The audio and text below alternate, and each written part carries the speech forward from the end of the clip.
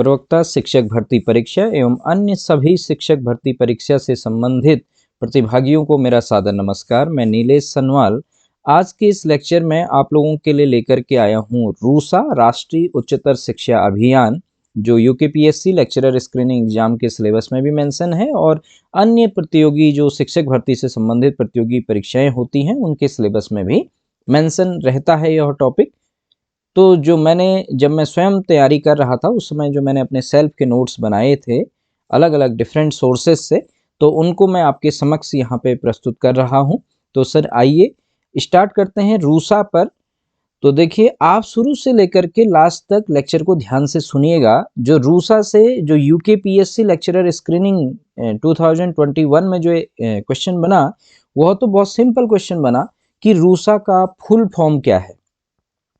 तो उसका मैं कुछ ऐसे ऑप्शन थे, राष्ट्रीय उच्च शिक्षा अभियान, राष्ट्रीय उच्चतर शिक्षा अभियान, बाकी अदर ऑप्शंस ऐसे आप पेपर चेक कर सकते हैं।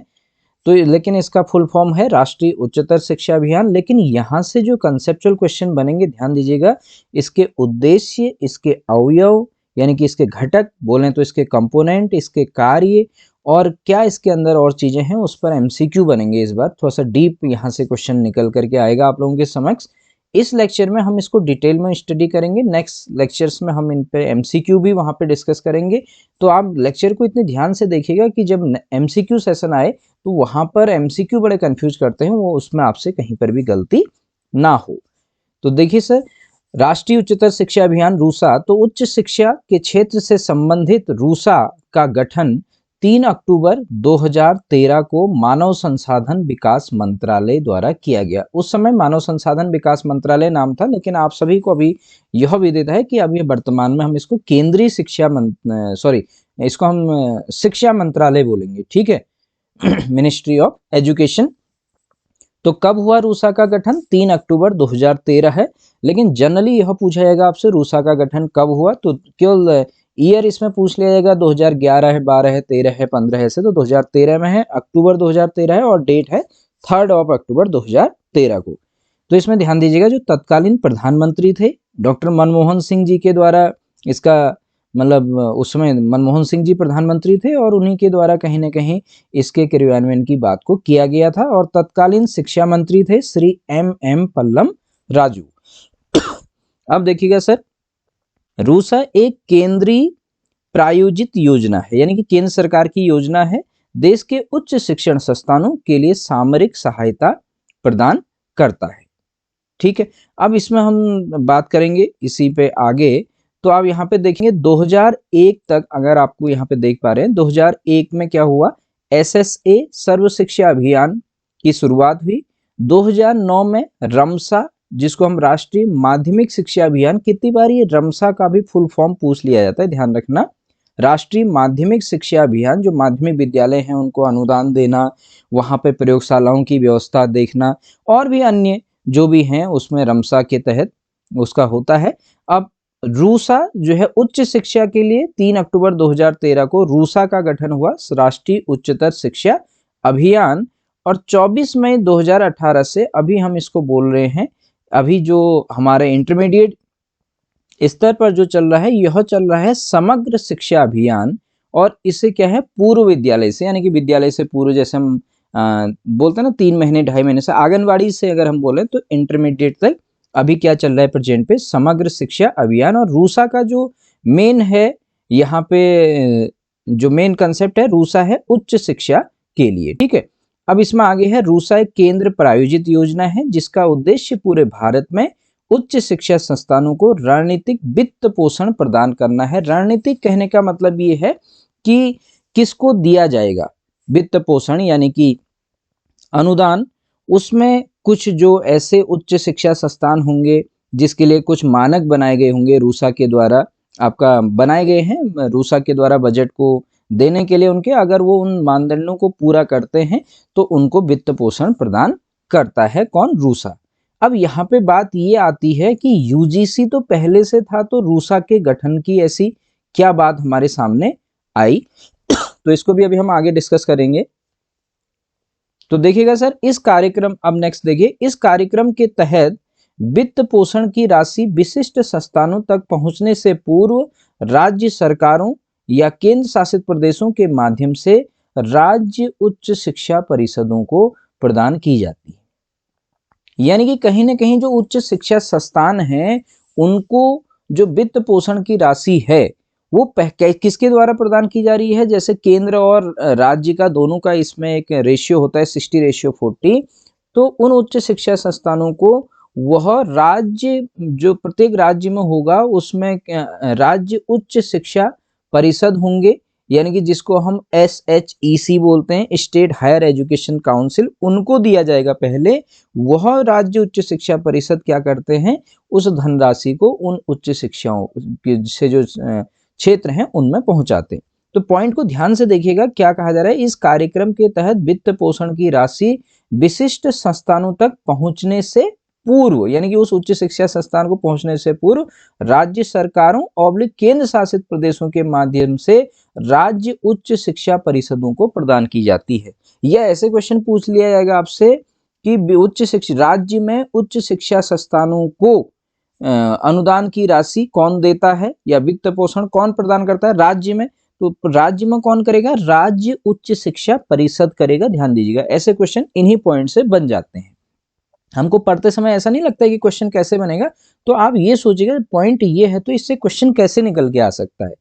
फिर देखिएगा सर, विभिन्न राज्यों को वित्त पोषण राज्य उच्च शिक्षा योजनाओं के मूल्यांकन के आधार पर किया जाएगा। देखो, जो राज्यों को भी जो आपका वित्त पोषण होगा स्टेट्स को, उन राज्य उच्च शिक्षा योजनाओं, यानी कि उस राज्य में हायर एजुकेशन के लिए क्या प्लान चल रहा है उसका जो इवेल्युएशन होगा, मूल्यांकन होगा, उसके आधार पर किया जाएगा। जो ध्यान दीजिएगा यहाँ पर क्या है, उच्च शिक्षा में समानता, पहुंच एवं उत्कृष्टता के मुद्दों को संबोधित करने हेतु प्रत्येक राज्य की रणनीति का वर्णन करेगा। बहुत इंपॉर्टेंट पॉइंट है, आप ध्यान से उसको समझने की कोशिश कीजिए। क्या कह रहा है कि विभिन्न राज्यों को वित्त पोषण राज्य उच्च शिक्षा योजनाओं के मूल्यांकन के आधार पर किया जाएगा। और क्या होना चाहिए मूल्यांकन के मानदंड क्या है कि उच्च शिक्षा में समानता। इसका कहने का मतलब ये है कि हायर एजुकेशन में SC ST OBC एंड असामान्य में आर्थिक रूप से पिछड़े लोग, महिलाएं, ये सब क्या उस राज्य में इन सब लोगों को उच्च शिक्षा में एडमिशन में या उच्च शिक्षा में समानता दी गई है या नहीं दी गई है, इन मानकों का मूल्यांकन होगा। दूसरा है सर यहीं पर पहुंच। पहुंच से क्या तात्पर्य है कि अभी भी क्या है, बहुत से छात्र छात्राएं इंटरमीडिएट पास करने के बाद से हायर एजुकेशन गेन नहीं करते हैं, परीक्षा छोड़ देते हैं किसी भी कारणवश। तो यहाँ पर यह है कि वह राज्य और रूसा का यही एक मेन कर्तव्य है कि उद्देश्य भी कि रूसा क्या करे, उन जो छात्र छात्राएं आगे की एजुकेशन नहीं हासिल कर पा रहे हैं वह उस एजुकेशन को हासिल करने में ऐसे छात्र छात्राएं जो आपकी एजुकेशन छोड़ रहे हैं उनका नामांकन कराए, उनकी पहुंच मतलब वो उच्च शिक्षा में उनकी पहुंच हो, मीन्स उच्च शिक्षा में उनका एडमिशन कराए। यानी कि GER जिसको हम बोलते हैं ना, ग्रॉस इनरोलमेंट रेशियो, सकल नामांकन अनुपात, वह अच्छा हो, वह बढ़े। जैसे NEP जो 2020 है उसमें 2030 तक उच्च शिक्षा में नामांकन GER 100% रखने का लक्ष्य रखा गया है। तो जिस राज्य में उच्च शिक्षा में समानता होगी, पहुंच होगी, मतलब कि अच्छे एडमिशंस होंगे, यानी कि सभी को उच्च शिक्षा मिले, ये कहने का मतलब, एवं उत्कृष्टता हो के मुद्दों को संबोधित करने हेतु प्रत्येक राज्य की रणनीति का वर्णन करेगा। इसके बेस पर पहले मूल्यांकन होगा, फिर जाकर के उस राज्य को उसके अनुसार आपका क्या मिलेगा, वित्त पोषण मिलेगा। शायद अब आप समझ गए होंगे, ठीक है। तो क्वेश्चन वहां से पूछ लेगा। तो रूसा में क्या सम्मिलित है, मुख्य रूप से उच्च शिक्षा में समानता, पहुंच एवं उत्कृष्टता, इसको बनाए रखना रूसा का प्रमुख कर्तव्य यहाँ पर रूसा को दिया गया है। अब देखिए सर आगे, रूसा को सांस्थानिक ढांचे के द्वारा कार्यान्वित और मॉनिटर किया जाता है, रूसा को भी। जिसमें रूसा को कौन कौन मॉनिटर करता है, देखिए, जिसमें राष्ट्रीय मिशन प्राधिकरण, परियोजना और अनुमोदन बोर्ड, राष्ट्रीय परियोजना निदेशालय, राष्ट्रीय उच्चतर शिक्षा परिषद और राष्ट्रीय राज्य परियोजना निदेशालय। जो राज्य स्तर पर है यहाँ पर है राज्य उच्चतर शिक्षा परिषद और राज्य परियोजना निदेशालय, ये सब शामिल है। ये क्या करते हैं, हमारे रूसा को इनके द्वारा कार्यान्वित और मॉनिटर किया जाता है, ठीक है। इसको भी आप ध्यान में रखेंगे। अब देखिए सर आगे 2012 में 12वीं पंचवर्षीय योजना के हिस्से के रूप में एनडीसी, नेशनल डेवलपमेंट काउंसिल, यानी कि जिसको हम राष्ट्रीय विकास परिषद कहते हैं, द्वारा राज्य व संघ राज्य क्षेत्र द्वारा प्रबंधित, यानी कि मैनेजमेंट होता है जिनका, विश्वविद्यालयों और कॉलेजों के लिए एक अलग योजना रूसा को प्रस्तावित किया गया था। आपको ये याद रखना है मेन यहाँ से पॉइंट, रूसा के गठन की बात का सुझाव किसने दिया था अगर हम बोले तो यह किसने दिया था, 12वीं पंचवर्षीय योजना में एनडीसी, राष्ट्रीय विकास परिषद ने। अब इसके आगे आप देखिए रूसा की, मैं बार बार आपसे कह रहा हूं कि यूजीसी जब पहले से था तो हमको रूसा की क्या जरूरत पड़ गई, तो देखिए क्योंकि इनको, ये देखिए यहां पर सबसे मेन पॉइंट आप ये देखिए, जो कुछ राज्य या संघ राज्य क्षेत्र द्वारा प्रबंधित विश्वविद्यालय और कॉलेज थे ना, तो इनके लिए अलग योजना क्यों कही, देखिए क्योंकि इनको यूजीसी की धारा 12B के अंतर्गत मान्यता न हो पाने के कारण अनुदान नहीं मिल पाता था। देखिए यूजीसी के कुछ मानक हैं जिसमें 2FB एक सेक्शन है, मैं पहले आपको बता चुका हूं, उसके द्वारा पूरा मानक न कर पाने के कारण कुछ ऐसे भी उच्च शिक्षा संस्थान थे जो अपनी तरफ से उच्च शिक्षा में तो अच्छा कर रहे हैं लेकिन उनको प्रॉपर मान्यता नहीं मिल पा रही है, ठीक है, कहीं ना कहीं। तो उसके लिए क्या करा कि अब एक रूसा इन्होंने गठन का सुझाव दिया कि उसके माध्यम से उनको अनुदान दिया जाए, ठीक है।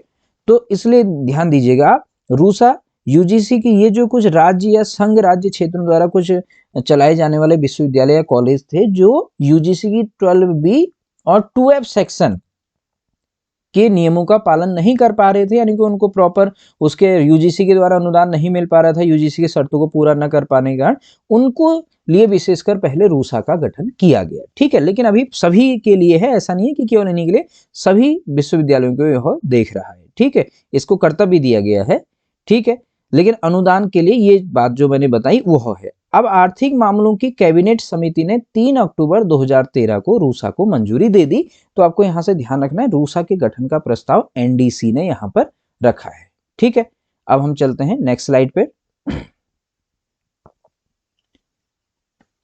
अब देखिएगा सर थोड़ा सा इन पॉइंट पे, रूसा के प्रमुख उद्देश्य, तो रूसा के जो प्रमुख उद्देश्य हैं ये आपसे पूछ लिए जाएंगे। मैंने यहाँ पर लिखा है इन शॉर्ट हेडिंग वाइज, ये मैंने ऐसा लिख दिया होगा ना, हेडिंग वाइज नोट्स हैं, तो इसका मतलब आप ये मत सोचना कि क्या जो है खाली अपने समझने के लिए लिखा है कि शॉर्ट शॉर्ट में लिखे हैं और हेडिंग वाइज लिखा है, इसलिए ये लिखा है, ठीक। तो रूसा के प्रमुख उद्देश्य, नंबर पहला सीधे बात करें, शिक्षा की गुणवत्ता सुधारना। देखिए यहाँ से जो क्वेश्चन बनते हैं मैंने देखे हैं रूसा से कि निम्न में से कौन सा उद्देश्य नहीं है, निम्न में से कौन सा घटक है, ऐसे पूछ लेगा, ठीक है। तो शिक्षा की गुणवत्ता सुधारना, तो छात्रों को उत्कृष्ट शिक्षा प्रदान करने के लिए शिक्षण प्रक्रिया में सुधार करना, और कहा उच्च शिक्षा के क्षेत्र में ध्यान रखना, तो उच्च शिक्षा की गुणवत्ता को सुधारना भी हम कह सकते हैं। दूसरा सबसे मेन है इसका टारगेट, शिक्षा में समानता और समावेश, सबसे बड़ा, ठीक। तो सभी वर्गों, विशेष रूप से वंचित वर्गों और कमजोर वर्गों, जैसे मैंने भी आपको बताया, जैसे SC ST OBC, अल्पसंख्यक और महिला के लिए उच्च शिक्षा को सुलभ बनाना और सभी को समानता देना और सभी का समावेश करना, यह बहुत बड़ा टारगेट रूसा का सबसे मेन उद्देश्य अगर कहीं ना कहीं कहा जाए, सबसे मेन, सबसे प्रमुख उद्देश्य यही है, ठीक। फिर आगे शिक्षण संस्थानों का विकास, यानी कि जो कॉलेज और विश्वविद्यालयों में बेहतर बुनियादी ढांचा, यानी कि आधारभूत संरचना भी हम इसको बोलते हैं, ढांचा उपलब्ध कराना, जैसे पुस्तकालय, प्रयोगशालाएं, स्मार्ट क्लासेस, यह भी क्या है रूसा का उद्देश्य है सर। अब आगे बढ़ते हैं सर, शोध और नवाचार को बढ़ावा देना, ठीक है, शोध कार्यों और नवीन विचारों को समर्थन देकर अनुसंधान में सुधार करना, ठीक है। फिर उसके बाद से देखिए शिक्षकों और फैकल्टी का विकास, यानी कि शिक्षकों के प्रशिक्षण और विकास के लिए विशेष कार्यक्रम आयोजित करना ताकि शिक्षा की गुणवत्ता में सुधार हो सके। अब शिक्षक कौन से, ठीक है, यानी कि सभी शिक्षक, सभी विषयों के शिक्षक, ऐसा नहीं कि कोई साइंस के शिक्षक हों या हिस्ट्री के हों, यानी किसी पर्टिकुलर सब्जेक्ट नहीं, जितने भी शिक्षक होते हैं जो हायर एजुकेशन पर है उनके लिए भी ट्रेनिंग और स्पेशल प्रोग्राम आयोजित करना, जिससे आपकी एजुकेशन की क्वालिटी में, यानी कि शिक्षा की गुणवत्ता में क्या हो सके, इंप्रूवमेंट हो सके, सुधार हो सके, ठीक है। उसके बाद इसका देखिए अगला उद्देश्य काफी इंपॉर्टेंट है सर, डिजिटल और ई लर्निंग को बढ़ावा देना। यहां पे देखिए ऑनलाइन शिक्षा, ई लर्निंग प्लेटफॉर्म और डिजिटल तकनीक के उपयोग को बढ़ावा देना ताकि शिक्षा को सुलभ और सुविधाजनक बनाया जा सके। तो इसमें क्या है, देखिए डिजिटल और ई लर्निंग को बढ़ावा देना, यह भी रूसा का बहुत बड़ा एक अपने आप में उद्देश्य है। आपको सब ध्यान में रखने हैं, आप ये मत सोचिएगा कि केवल उद्देश्य है, क्वेश्चन इन्हीं में से निकल के बन जाता है। फिर आगे है उच्च शिक्षा में जीईआर को बढ़ाना, जैसे मैं पहले भी आपसे डिस्कस कर चुका हूं। उच्च शिक्षा में इनका जनरली मानना होता है कि जो 18 से 23 वर्ष के जो नवयुवक हैं यानी कि बालक बालिकाएं हैं, इनको उच्च शिक्षा में जरूर एडमिशन दिलवाना, यह रूसा का सबसे बड़ा टारगेट है ये भी, ठीक है। जिससे हमारा जीआर, जिसको हम ग्रॉस इनरोलमेंट रेशियो बोलते हैं, सकल नामांकन अनुपात इसको हम हिंदी में बोलते हैं, को बढ़ाने के लिए मौजूदा संस्थानों में अतिरिक्त क्षमता का सृजन करके और नए संस्थानों की स्थापना करके संस्थागत आधार का विकास करना। इसका मतलब आप समझे, मौजूदा संस्थानों में अतिरिक्त क्षमता मीन्स जो अभी कॉलेजेस हैं उनमें छात्रों के बैठने के लिए या ऐसी उनका और इंफ्रास्ट्रक्चर बढ़ाया जाए, ऐसी सुविधाएं दी जाए जिससे वहां पर जैसे नंबर ऑफ सीट्स होते हैं ना, कहीं पर एमएससी के लिए, एमए के लिए या फिर बीए बीएससी में जो एडमिशन होते हैं, वहां पर अतिरिक्त क्षमता का सृजन मीन्स उनके इंफ्रास्ट्रक्चर को बढ़ाइए कि अधिक से अधिक छात्रों को वहां पर प्रवेश दिया जाए, ठीक है, करके और नए संस्थानों की स्थापना करके कि नए संस्थानों की स्थापना भी की जाए ताकि सभी को उच्च शिक्षा में प्रवेश मिल सके, जिससे ग्रॉस इनरोलमेंट रेशियो हमारे देश का, भारत का बढ़ सके। जैसे अगर हम अदर कंट्री में बात करें तो 100% पहले से ही है जो विकसित देश है, भारत का ग्रॉस इनरोलमेंट रेशियो कम है, ये चिंता का विषय है। इसीलिए एनईपी ने, देखिए एनईपी 2020 जो न्यू एजुकेशन पॉलिसी 2020 है, राष्ट्रीय शिक्षा नीति 2020 के तहत वर्ष 2030 तक, यानी कि अभी 2024 है तो 6 साल बाद की बात हो रही है, तक जीईआर 100% का लक्ष्य रखा है। अब इसको कितना गेन किया जा सकता है बात अलग है। इसीलिए रूसा को भी मैं आपको बताऊं, वर्तमान में 2026 तक इसको और आगे बढ़ा दिया गया है और इस पर सरकार काफी अच्छा बजट भी खर्च कर रही है। रूसा के माध्यम से क्या है, उच्च शिक्षा में जीईआर को बढ़ाना, कैसे, जो मौजूदा शिक्षा संस्थान है और जो अलग शिक्षा संस्थान है सर, इनके संस्थागत आधारभूत इनका क्या करना, विकास करना, नए संस्थानों की स्थापना करना, ठीक है। अब आगे देखिएगा, इन्हीं से क्वेश्चन बन जाएगा। अगर आप पॉइंट को बहुत ध्यान से देखें, मैं आपके लिए नेक्स्ट सेशन में एमसीक्यू भी लेके आऊंगा, आप समझ जाएंगे कि किस तरीके से क्वेश्चन बनेंगे। अब रूसा के उद्देश्य एवं कार्य, वहां मैंने हेडिंग वाइज लिखे थे शॉर्ट में, यहाँ फिर से लिखे हुए हैं, देखिए यहाँ भी कुछ ना कुछ पॉइंट आपको मिल सकता है। तो सबसे पहले उच्च शिक्षा प्रणाली में कमियों को दूर करना और उच्च शिक्षा संस्थानों को समान विकास प्रदान करना, ठीक हो गया। उच्च शिक्षण संस्थानों में शैक्षणिक और परीक्षा सुधार सुनिश्चित करना, क्यों तो वहां आपसे एग्जाम में पूछ लेगा निम्न में से कौन सा इसका उद्देश्य नहीं है, वो कुछ इनसे डिफरेंट होगा, इसलिए आपको हर पॉइंट को देखना बहुत जरूरी है। आप ऐसा नहीं कि वीडियो को स्किप करके आगे बढ़ जाएं। कुछ विश्वविद्यालयों को विश्व के, देखिए सर्वोत्तम विश्वविद्यालयों के समकक्ष अनुसंधान विश्वविद्यालयों में परिवर्तन करने में सक्षम बनाना, ये ऐसा आ जाएगा ना। ये तो उद्देश्य है कि कुछ विश्वविद्यालयों को विश्व के सर्वोत्तम विश्वविद्यालयों के समकक्ष अनुसंधान विश्वविद्यालयों में परिवर्तन करने में सक्षम बनाना। फिर उच्च शिक्षण संस्थानों में अनुसंधान और नवाचारों के प्रति समर्पित होने के लिए सक्षम वातावरण तैयार करना, पहले भी डिस्कस कर चुके हैं।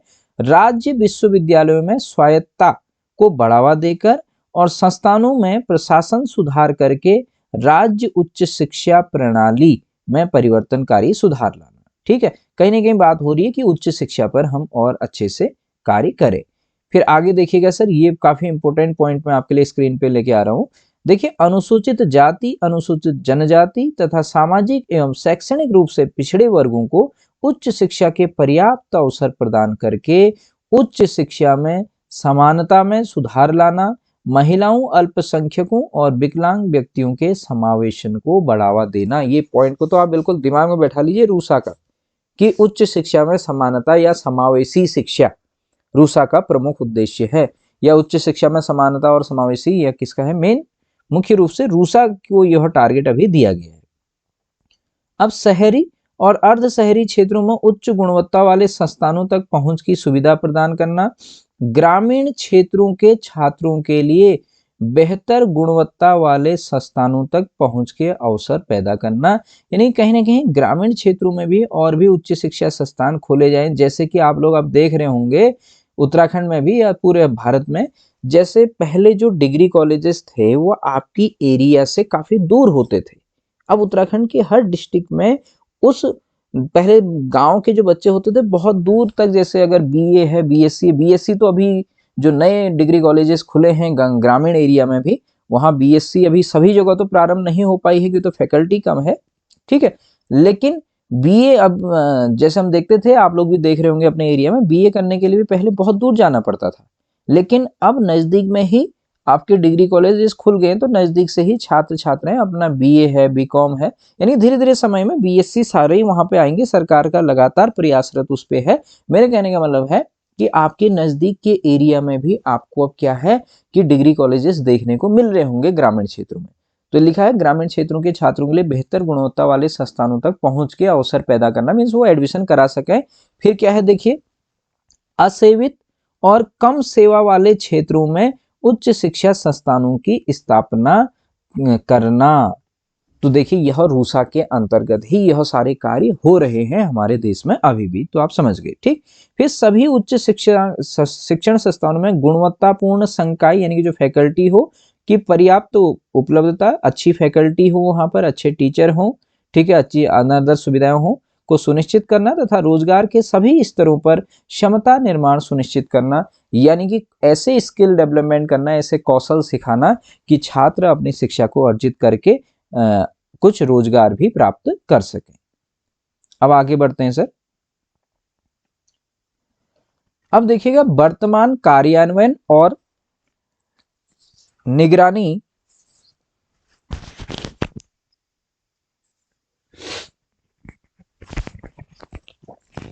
तो वर्तमान कार्यान्वयन और निगरानी में अगर हम बात करें तो रूसा योजना का वर्तमान कार्यान्वयन शिक्षा मंत्रालय के अधीन होता है। इस बात को आप ध्यान में रख लीजिए। तो वर्तमान कार्यान्वयन इसका किसके अंतर हो रहा है? शिक्षा मंत्रालय के अधीन। इसके लिए केंद्रीय परियोजना निगरानी इकाई सेंट्रल प्रोजेक्ट मॉनिटरिंग यूनिट का गठन किया गया है, जो योजना के क्रियान्वयन और उसकी प्रगति की निगरानी करती है। यह क्वेश्चन सर बार बार अलग अलग डिफरेंट एग्जाम में पूछा जा चुका है, ठीक है। क्या क्वेश्चन बनता है कि रूसा योजना का वर्तमान कार्य नहीं सॉरी रूसा योजना की निगरानी कौन करता है, या रूसा योजना के क्रियान्वयन और उसकी निगरानी के प्रति निम्न में से कौन जिम्मेदार है। उसमें केंद्रीय शिक्षा, इसमें आ जाएगा आपका केंद्रीय शिक्षा परिषद, राज्य उच्च शिक्षा परिषद, केंद्रीय परियोजना निगरानी इकाई, ठीक है। तो ध्यान रखिएगा वहां पर आपका आंसर एक ऑप्शन आपको देखने को मिलेगा, केंद्रीय परियोजना निगरानी इकाई सेंट्रल प्रोजेक्ट मॉनिटरिंग यूनिट। यह रूसा के क्रियान्वयन और उसकी प्रगति को क्या करता है? मॉनिटर करता है। ध्यान दीजिएगा ये क्वेश्चन पूछा जा चला है, ठीक। अब राज्य स्तर पर क्या होगा? ठीक है, राज्य स्तर पर राज्य उच्च शिक्षा परिषद, पहले भी मैंने आपको बताया, SHEC state higher education council बनाई गई है, जो रूसा के क्रियान्वयन को देखती है और राज्य में स्थित संस्थानों को रूसा के उद्देश्यों की प्राप्ति में मदद करती है। तो अगर स्टेट लेवल पर पूछा जाए तो वहां पे राज्य उच्च शिक्षा परिषद, लेकिन उसकी जो मेन मॉनिटरिंग के लिए जो है वो है केंद्रीय परियोजना निगरानी इकाई।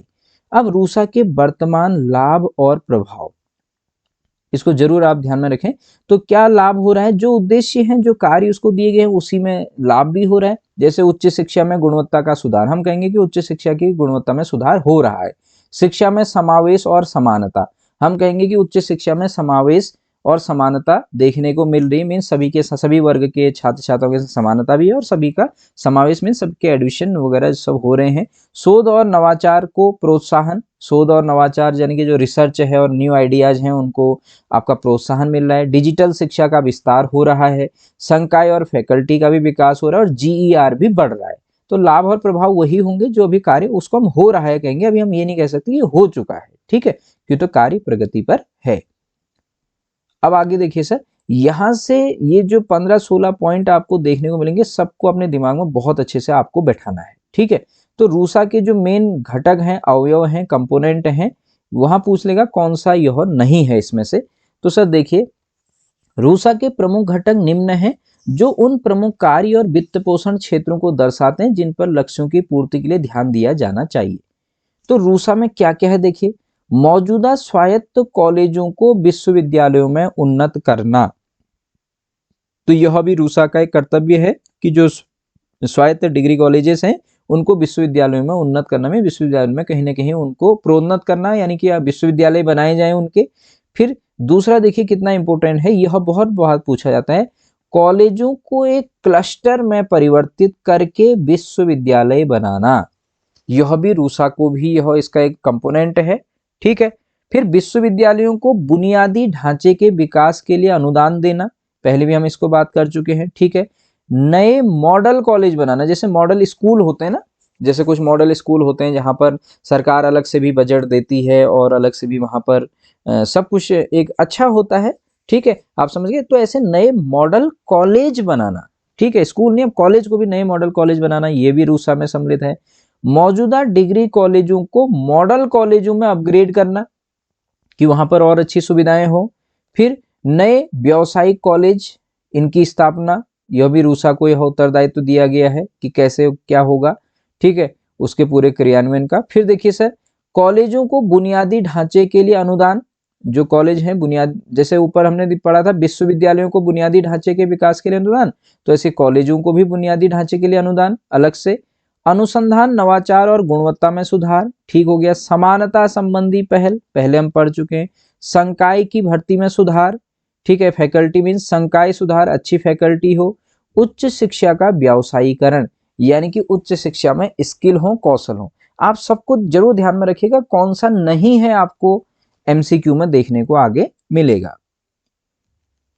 इसके बाद से देखिए सर, उच्च शिक्षा के व्यावसायीकरण के बाद से नंबर 13, शैक्षिक प्रशासकों का नेतृत्व विकास। 14, संस्थागत पुनर्गठन एवं सुधार, यानी कि जो संस्थागत जो भी संस्थान है उनका पुनर्गठन किया जाए एवं सुधार किया जाए। शैक्षिक प्रशासकों का कहने का मतलब है कि जो एजुकेशन पे जो एडमिनिस्ट्रेटर हैं, यानी कि जो ऐसे अधिकारी हैं, उनके भी नेतृत्व क्षमता का विकास किया जाए। जो हायर एजुकेशन पे देख रहे हैं, जैसे डायरेक्टर हैं या और जो भी अधिकारी हैं, उनकी भी नेतृत्व क्षमता का विकास करना।